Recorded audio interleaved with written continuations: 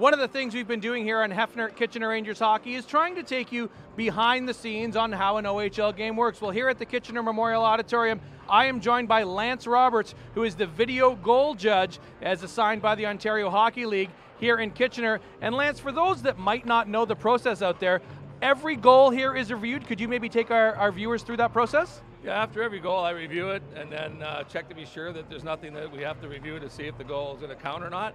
And once I review it, I send down a message by calling down to Dave at the penalty box for the timekeeper to let him know it's a good goal, and then they signal the referee.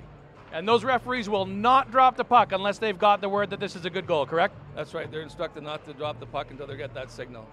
So Lance, what happens in a situation where a goal is under review and now all of a sudden we see an official over at the penalty box? When they have that headset on, are they talking directly to you? Maybe take us through that whole process. Yeah, they would come and talk to me directly. The first question I would ask them on the ice is, what do you have? What's the call on the ice? They will tell me what the call is on the ice, and they will review. They'll give me information on what they're reviewing or what they're looking for to be sure it is a goal or be sure it's not a goal. And then we'll review that, and we'll follow up and make sure that what they're looking at, and we make sure the goal should count or not count. Now, Lance, with the changes that have come into play this season with the penalty box, we see sometimes they're reviewing penalties. Is that independent of the video goal process? Yeah, it's independent of the video goal judge myself. It's in their hands when they get the iPad to the referees on the ice doing the game. We look at getting the right views on that they can be sent down to the iPad, which Murray Thomas, who's our technician, will find and look up and get the right views of them to see to make the right call.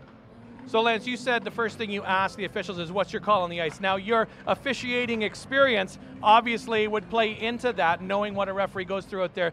Let's go into your officiating experience. What's perhaps your favorite memory of all the places you've officiated?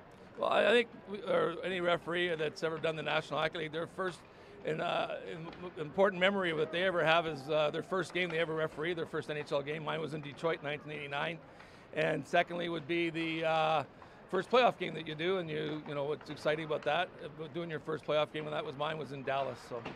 Now, Lance, a little birdie told me when I told him I was interviewing you today that you had the best illustrated high sticking call of any referee he'd ever seen. If you were to call me for high sticking right now, Lance, what would it look like?